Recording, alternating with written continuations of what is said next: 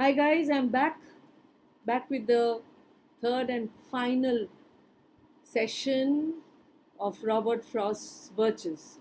Now, if you remember, the first two lessons that we had and we interacted were we spent a lot of time going through the lines, going through the imagery, the symbolism, the thoughts behind the poet writing out these lines. We move to a semi biographical tone in the poem to probably a universal philosophical appeal that came towards the very end.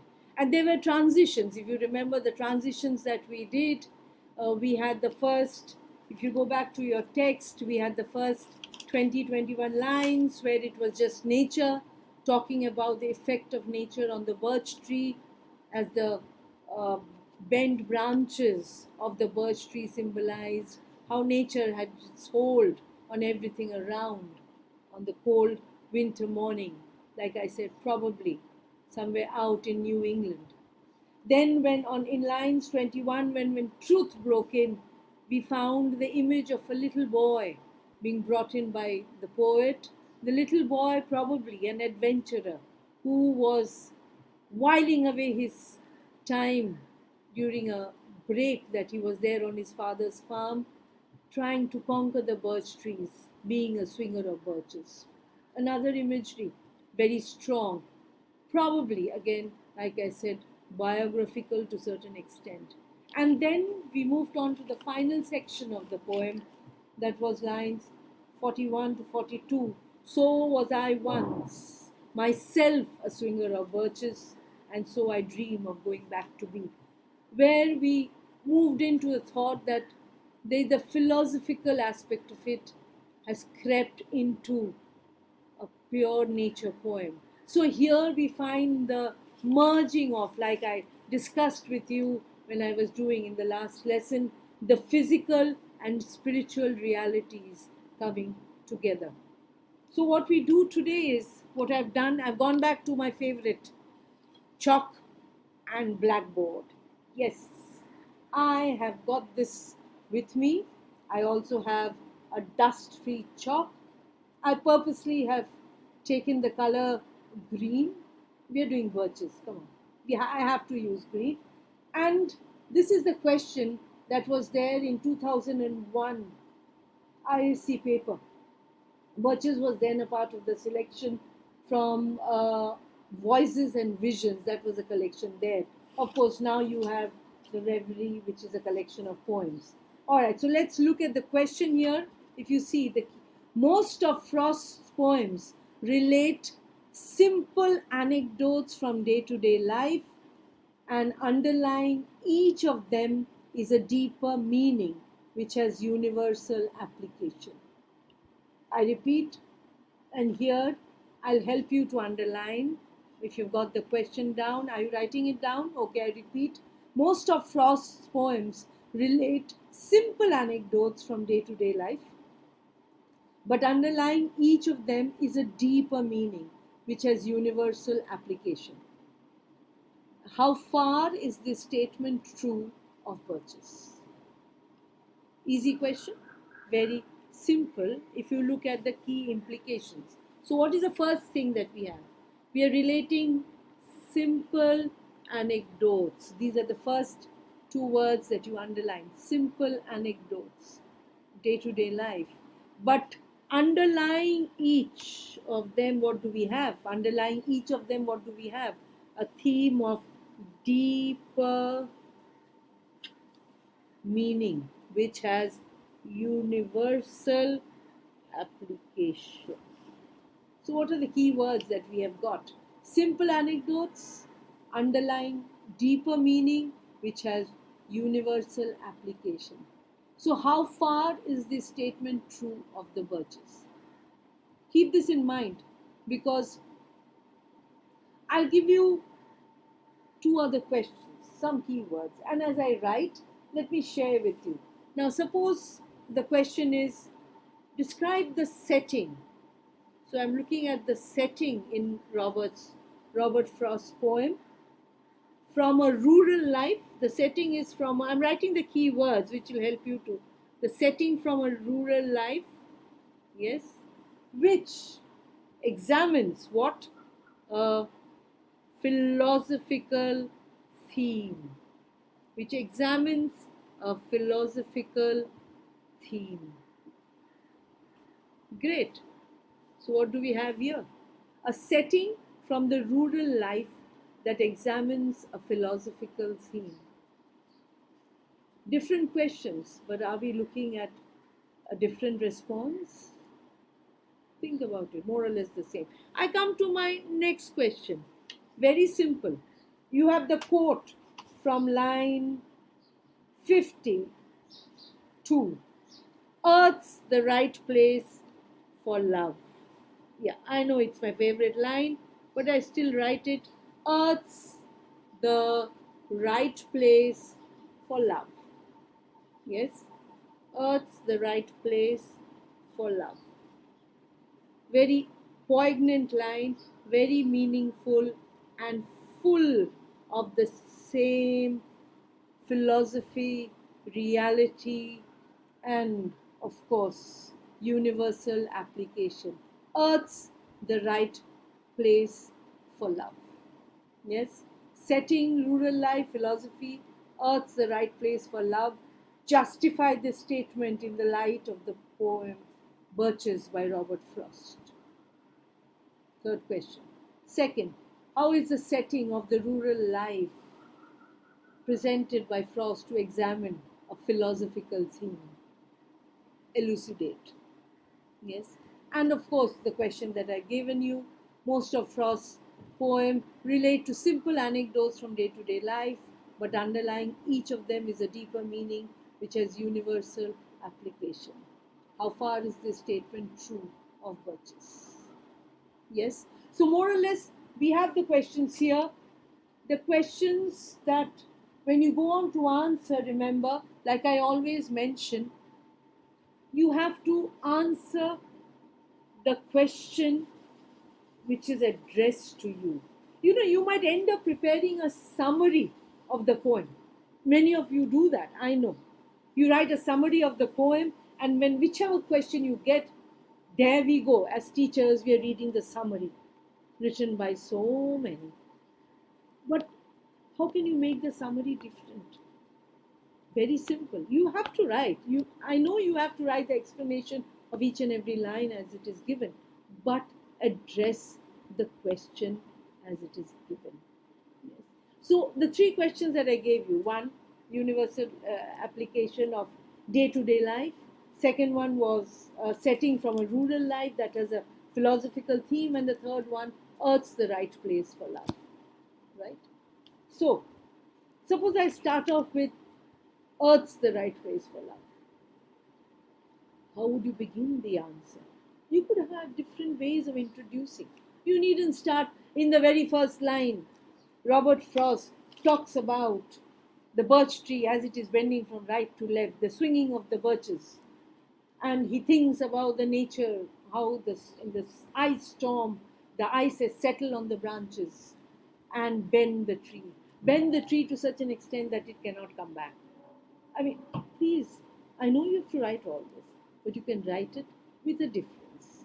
So, can we start off with which one do you want? Earth the right place for love? Or should we start off with the 2001 question? Anecdotes from day to day life. But underlying each of them is a deeper meaning.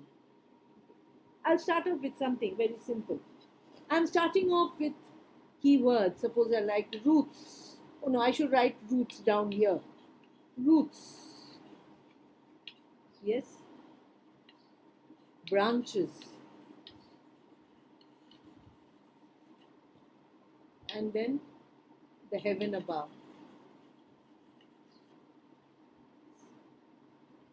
I'm talking of three things. Roots. You have the birch tree. Yeah, actually, because the poem is about a tree. So I have to have something related to the tree when I begin with my answer. So when we're talking of a simple thing as a tree that Robert Frost has highlighted in this poem, a birch tree. There are roots which are firmly planted on the ground, right? The roots which stand for reality, right? The roots which stand for reality. What are the branches? The branches, yes, I would call them imagination. I call the branches imagination. The root is reality. The branches is imagination. And as you swing, as you allow the imagination to move, where do you reach? You reach heaven, right? You reach heaven. There are new thoughts, new ideas, probably a means of escapism from all the, remember, the weary considerations of the world. He's escaping with the help of imagination, the branches as he's swinging up to the very heaven. But remember what is there in this image. The root, the reality is firmly planted on the ground, which is the earth. So what does the poet tell us? Yes, we swing on the branches of the tree with our imagination. We move to the very heavens when we are weary of consideration. But the roots, because the reality is the earth. The root is firmly grounded in the earth and the reality. So I will come back. Robert Frost, remember, is not a pessimist. He was a poet of hope, of aspiration, of fulfillment. And how would we achieve this? Swinging on the birch tree. So he says, I wish I were a swinger of birches, because birches would, as I swing, I would be able to move away from this reality, the painful world that we have around us, the challenges that we are facing every day in our lives, at work, perhaps at home. There are different challenges that each one of us face. But I'm not trying to escape from there. I just want a respite. The key word here is I want a respite. I want a respite from this weary world of ours. And once I get the respite, what happens? I come back to the earth. Because remember what he says, when I'm telling you to take me away, when I'm weary of consideration, and I quote from here, and he says, I would like to get away from the earth a while, not forever, not for good, because the only thing I know here is tangible truth is the earth. This is the place. So I'll come back like the roots of the birch tree. It's that reality which is firmly planted on the earth. Yes, I'll allow my imagination to take me away from the pain, up into the very heaven for a respite. But then I will get away from earth a while. So may no fate willfully misunderstand me. Nobody should think that, all right, I'm wanting to get away, I'm wanting to run away. I'm not running away. It's only for a wee bit of time to recoup, to re-energize myself and get back to being into the only reality that I know. This is my world, my family, my friends here on earth. Right. So this kind of philosophy, you could begin with it. Yes, you could have that as a start. Or you could start very simply. If you're looking at day-to-day life and anecdotes, day-to-day life, what are we talking? Very simple. The first point that we speak about day-to-day life would be the changing climate. He talks about nature and how nature changes summer to winter. And here we begin with a very cold morning where all the snow and the ice has come down and settled on the birch tree. And it is so heavy that the boughs of the tree has bent to such an extent that even when the next morning when the sun rises and It has melted the snow. The crackling of the snow can be heard as it settles down in a heap near the roots below. The branch cannot go back to its normal height because the weight has held it down for so long that it has somehow lost the flexibility of going back. That is a reality. You can see it outside in your window that happens. If you put a heavy weight on one little branch of the shrub that you have planted in your veranda outside, see whether it'll break or not. Perhaps you will not even be able to hold on to it being steady. It'll snap, right? But here he's talking about how in nature everything holds on, because nature has its habit of rejuvenating itself, coming back to life. Yes, but this branch will always remain bent because of the weight of the storm on it. He sees it. That's the first image, the nature, the part that nature plays in everyday life. And then another very normal episode, a little boy who is out here in his father's farm. He's come for a break, right? He's come for a break, and what does he do? He has nothing to do but no games to play, no baseball, no soccer. He cannot have any games because he doesn't have any companions. He's just on his father's field grazing the animals through the day. He sees the line of birch trees. So, all right, I'm going to design a game for myself. Remember, to like when you play volleyball, you want a good spike. When you play basketball, you want a perfect three-pointer. So let me practice and get a perfect three-pointer. When you are playing the game of soccer, a perfect free kick goes right through the goalkeeper's hands into the net. So what does this little boy do? He's perfecting the art of swinging birches. He swings on the birch tree, comes down and let it go. And he jumps down to the ground and the birch tree goes back to where it was. And each time he's swinging it, perfecting the art of not letting it snap, but bending it down to a level that he can get off it and then jump up and climb up and swing again. He's perfected the art like you perfect your different sports. That is the image. Very normal for a little boy out in the farmland to do it. Simple. And from there, what do? Deeper meaning of universal application. What is a deeper meaning? This is where we have reality and spirituality moving in. And we move to the last bit of the poem, the deeper reality. It is escaping from the problems of life temporarily. And Robert Frost, as a man, old, with weary considerations, has nothing but to reminisce of the days gone by. And he believes that he can rejuvenate himself if he were a swinger of birches once more. The biographical element has come back into the poem and given it a philosophical tone. Perhaps also a rural life setting, what I've told you earlier. In the second question, we are examining now the philosophical theme, right? And the philosophical theme is, we are not escapists. We have our challenges here on earth.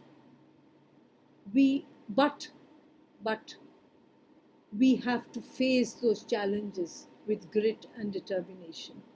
And how best can we face those challenges?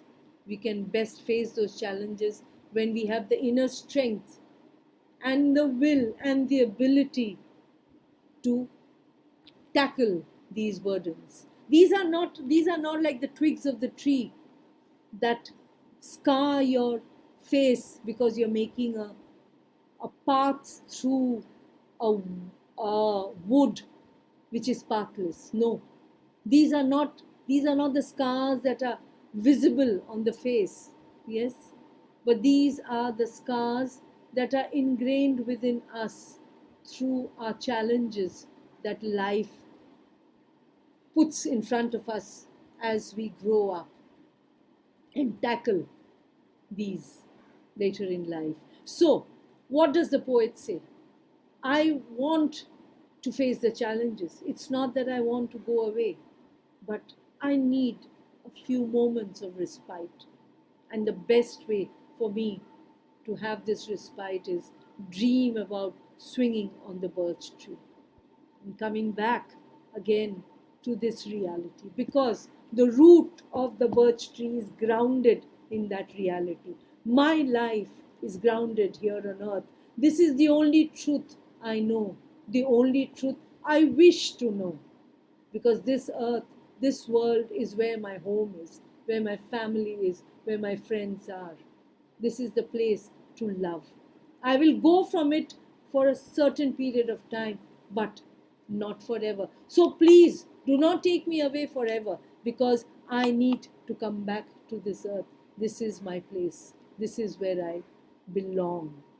So if we look at the third question, Earth's the right place for love, you have an option of beginning with the philosophical aspect of this poem and then moving to the absolutely the anecdotal experiences of the poem, which is narrated in the first 40 lines. Yes, so you have an option of how you want to begin and how you want to develop the poem. My advice to you is, please do not end up the linear way of explaining each line as it goes, not keeping the question in mind. You need to attempt the question as it is stated. So in the first question, you have the anecdotes, simple anecdotes. You can start off with the anecdotes. You can start off with the imagery of the tree, the root, the branches, and the very heaven right on top. You can begin with nature. What are the different aspects of nature that are depicted in the poem Birches? What? First, you have the tree. You have a cold winter morning, right? You have the tree, you have the cold winter morning.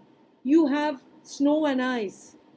You have the sun coming out the next morning, which melts the snow, and the ice that is laden, the branches are laden with the ice, crackles and falls down like, like a glass breaking into innumerable pieces onto the ground. Yes.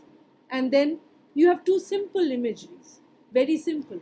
One, this reminds you of the girl lying on the field with her hair spilled out behind her, allowing it to dry in the sun. And then comes the imagery of the young boy, who perhaps is the poet himself in his childhood. Biographical, probably, autobiographical, probably, where he was a swinger of branches. And this swinger of branches, again, very anecdotal, because you're talking about this little boy spending time in his father's farmland. Yes. Remember, I told you Frost did spend some time on the in the farm in New Hampshire. Yes, the dairy farm in New Hampshire, and probably reminiscing about that.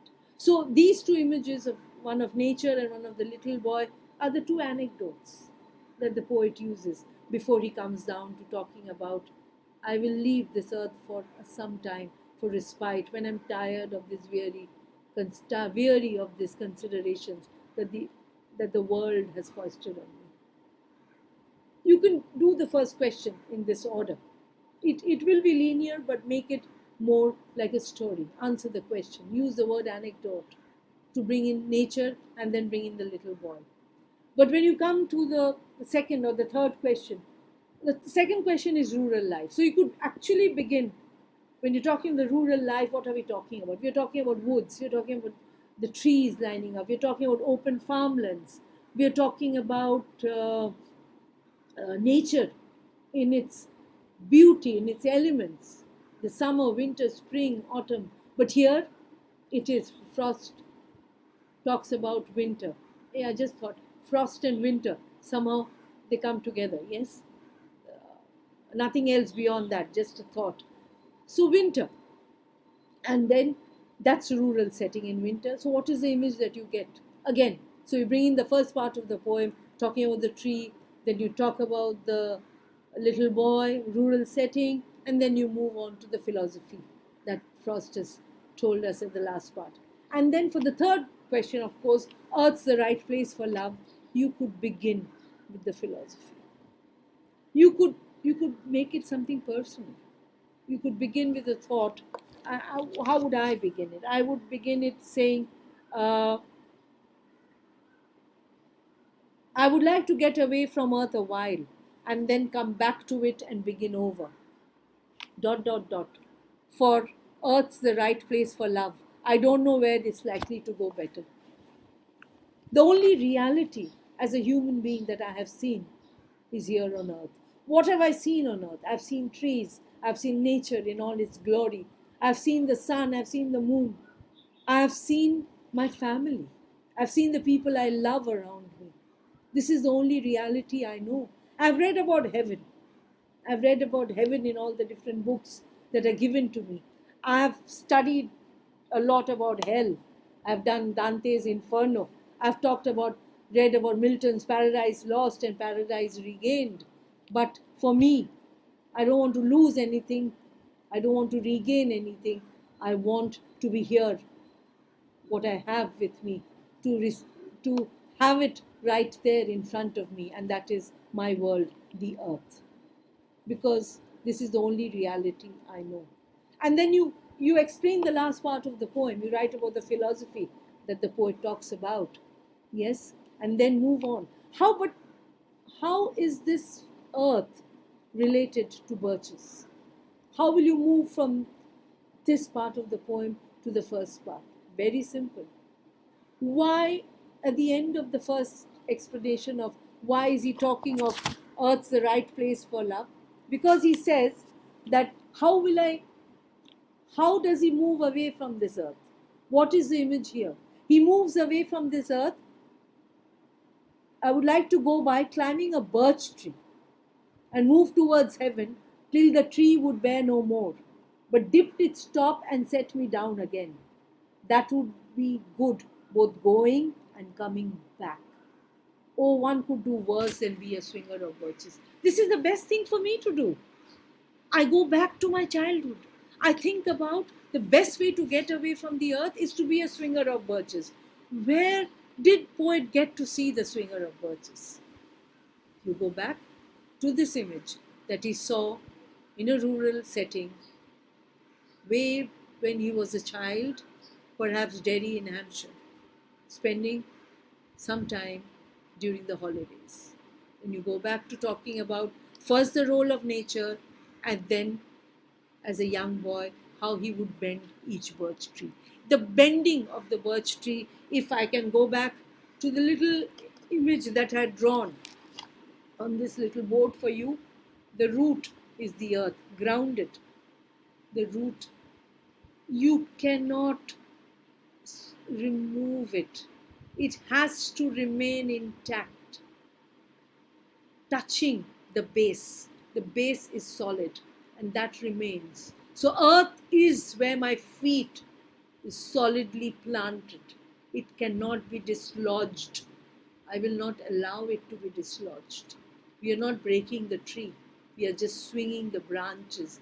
We are letting our imagination take us to the very heaven. And what is this heaven providing us? It is providing us with a respite. Yes, it is providing us with a respite to allow us to regain our strength and determination to get back to this world and its considerations, which had tired me out. You know, we in this present generation, we look at different ways to get away from this earth a while. Some of you will say, yes, I get away from this earth a while by using my phone. I have numerous games on it. I use it and I get away from this earth a while. Some of you might say, yes, I have a book. Yes, I have this book to read. I read a book. I'm looking at Shakespeare and Tempest. Literature is something that I love. So literature helps me to escape from the considerations of this weary world. right? But for this little boy, and for the poet, the man that he is, he believes that for him the best respite, the best way to regain the sanity of things that he was losing, things that were falling apart, is to allow the branches of the birch tree to swing him up, give him that sense of freedom to be what he always wanted to be, and then come back to this earth to face the challenges once again. That is more or less what I have to say for you this final lesson. There could be further questions, you could have further explanations that you would want me to go back to, but I do hope that this, at this point in time, this will suffice. If there are some queries, I will find out a way to get back to you. And before I end, there are two things that I would like to tell you. Yes, we do face challenging times, but what I would like you to do is, since you're alone at home, sitting and working, you have these 3 lessons, go through them, and I would like you to sit down and pen an answer. Choose any of the questions that you would like to, pen an answer down, write it out. Remember, like I always say, each of your questions should have at least 5 to 6 quotes. So please weave the quotes in. Just to have 5 to 6 quotes doesn't mean that you are going to put the quotes in indiscriminately. They should be woven into your answer. They should be a kind of justifying the argument that you give. Yes, and if you wish to, you could use, a line from some other poet, because when I was talking to you and thinking about the reminiscing that Frost must have been involved with when he was writing the lines, the 2 lines that came to my mind were not Frost's, they were Wordsworth's. And that was, when oft upon my couch I lie, in a happy and in pensive mood, it flashes upon the inward eye, and in a bliss of solitude, my heart with pleasure sings and dances with the daffodils. I might have misquoted a word here and there, but it flashes upon the inward eye, and my heart with pleasure sings and dances with the daffodils. Again, Wordsworth, is rejuvenating himself through this image of the daffodils that he espied years ago when he was walking along the Lake District with his sister Dorothy, and probably Coleridge as well. So the same thing applies to Frost. So you can use lines that perhaps convey the same meaning, but not too much of it. Don't make a habit of it, then it becomes very mechanical. If it comes naturally to you, please quote the lines. Birches. And at this point in time, a little reminder, I think this is something that I have to correct myself. In the first lesson, I had quoted Frost from Stopping by the Woods, and in my general excitement, and I had misquoted him. I need to correct myself. When I said the woods are lonely, they are not lonely. The woods are lovely, dark and deep, but I have promises to keep and miles to go before I sleep. But I wanted to correct that. It's not lonely, it is indeed lovely. It's lovely, and the loneliness probably is what the dark and deep suggest. But beauty and reality, the truth, and something which is not so conducive for our own pleasure, come together in Frost. I'll end this session with a poem called Bereft by Robert Frost, which I thought I should share with you as a final touch to this lesson. Where had I heard this wind before change like this to a deeper roar? What would it take, my standing there for, holding open a restive door, looking downhill to a frothy shore? Summer was past, and day was past. Somber clouds in the west were massed. Out in the porch's sagging floor, leaves got up in a coil and hissed, blindly struck at my knee and missed. Something sinister in the tone told me my secret must be known. Word I was in the house alone. Somehow must have gotten abroad. Word I was in my life alone. Word I had no one left but God. Thank you and see you till next time. Bye bye.